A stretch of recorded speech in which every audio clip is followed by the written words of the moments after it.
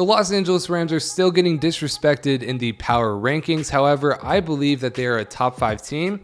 Let me tell you why. So every week, the top media outlets all put out their power rankings, and the Rams have been put as low as 29 or 30 in a lot of these power rankings. However, after their week 1 win against the Seattle Seahawks, they have jumped a good amount, but not enough in my opinion. So that's what we're going to be talking about in today's video. You can see here, we're on the Rams wire, and it says the Rams jump 8 spots in the NFL week 2 power rankings after a big win versus the Seahawks. So yeah, let's get into why these outlets think that the Rams should be lower than, or basically not even a top 20 team yet. There will never be a week in the regular season where teams move up or down more in the power rankings than week 1. That's especially true for the Los Angeles Rams, who came into the season with low expectations. Not from my perspective, but from every other person's perspective, they had very low expectations for the Rams, being ranked near the bottom of every poll. After the Rams beat the Seahawks 30-13 in the season opener on Sunday, they've already begun to climb the touchdown wires list. The Rams went from 29 to 21 in the blink of an eye, jumping 8 spots ahead of week 2 against the 49ers. So we can see here that the Rams are ranked now 21. Last week they were 29. If we take a look at the Seahawks, last week they were 12.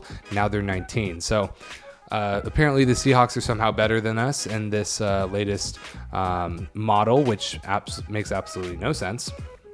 But yeah, Matthew Stafford's arm looked fine, and Puka Nacua shined without Cooper Kupp being in the lineup. Aaron Donald was disruptive on defense. What else is new? Don't ask me to name any more players on that roster, though, because it'll be a chore to say the least. That's actually pretty stupid. I mean, I guess people don't keep up as much as I do with this team. Tutu Atwell, he was there. He had a nice game.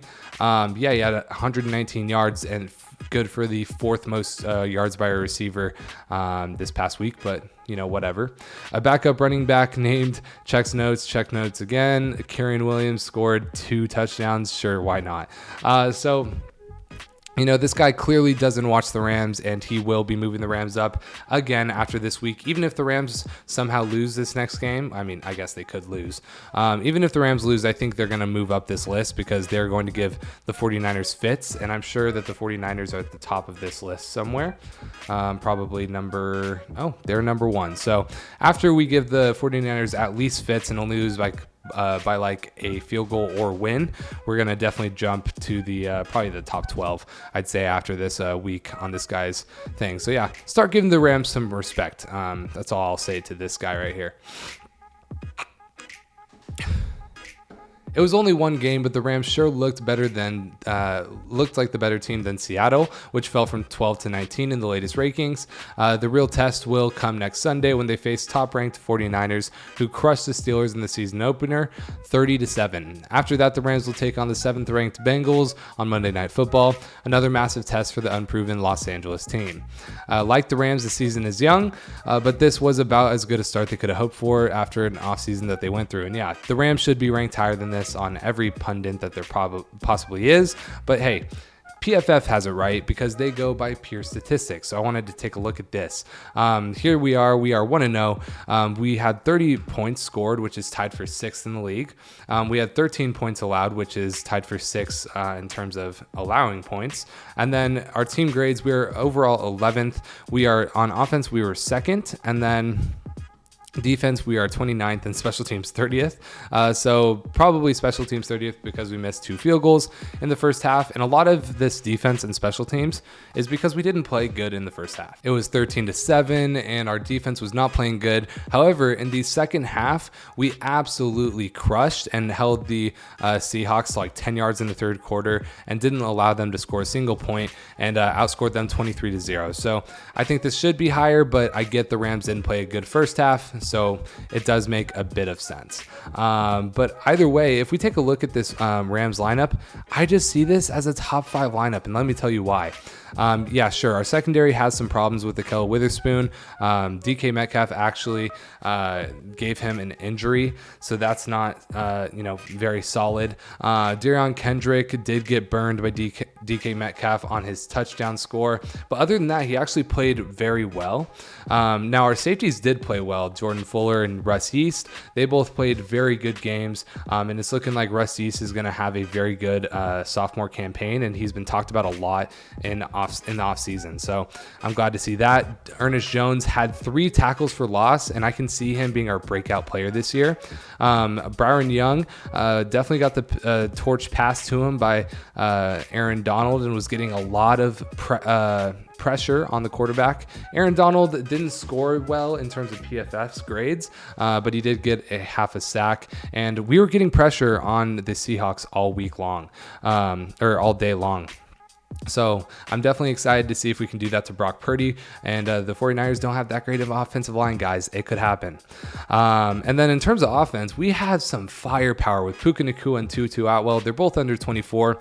Both had 119 yards. Van Jefferson missed a wide open touchdown that would have given him an extra 60 yards and Stafford an extra 60 yards. Stafford ranked the number 2 quarterback. Just made a video on that yesterday. And he could have had over 375 yards if Jefferson didn't drop a wide open touchdown. Karen Williams did have 2 touchdowns, and he was hitting the holes very well. Now, Cam Akers fantasy owners are probably not happy that Karen Williams is getting the majority of goal line touches, and then also third down touches. And just later in the drive, he's the only back out there. So Cam Akers fantasy owners, I am sorry, rest in peace. I am one of them.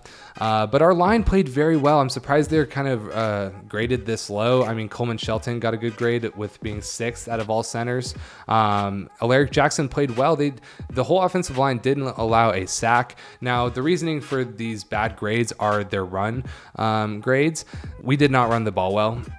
Cam Akers couldn't find the holes. That's partly his fault, partly the offensive line's fault. But in terms of pass blocking, their grades were all in the 80s, which is exactly what we need if we want Puka Nacua and Tutu Atwell to keep doing well.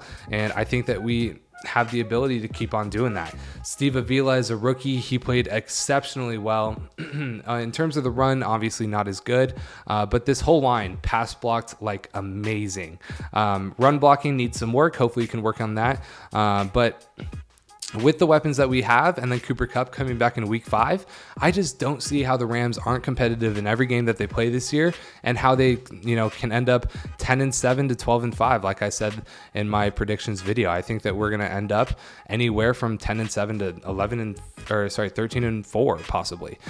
So I might be delusional, but this line is good, especially pass blocking. Nacua and Atwell are good. We have Cooper Kupp coming back. Cam Akers and Karen Williams can hopefully get their stuff together and start running better.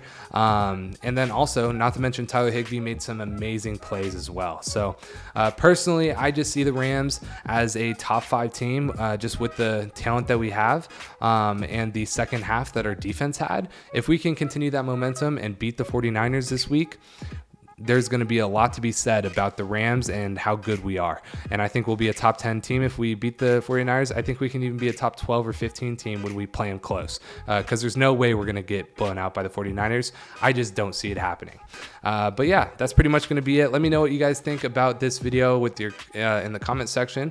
I'm open to criticism, and also I will come back to your comments though and comment on every single negative one of them if I'm right though. And I'll bring them up on Monday's video. I do it every week. So let me know in the comment section below what you think about it though, and also leave a like and subscribe, and I'll see you guys in the next video. Peace.